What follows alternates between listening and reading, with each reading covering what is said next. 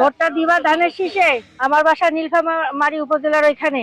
তোমার সমস্যা হবে, তুমি আমার কাছে আসবা, তোমার সমস্যা আমি দেখবো। আর এখানে একটা ফ্যামিলি কার্ডের কথা বলা হয়েছে, সেটা মাসে মাসে 7,000-এর ঊর্ধ্বেও টাকা পাবা। সে এরকম কোনো কাগজ পাইছো? কাগজ কাগজ কোনো কাগজ তোমার স্লিপ দিছে? কোনো স্লিপ পাইছো?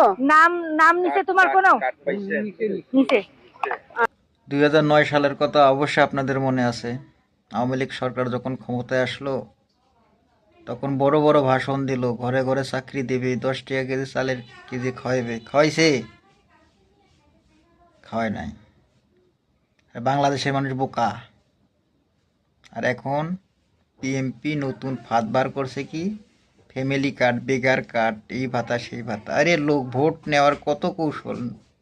হ্যাঁ, ভুল করেও দ্বিতীয়বার আওয়ামী লীগ আর বিএনপি দুটাই এক ভোট দেবেন।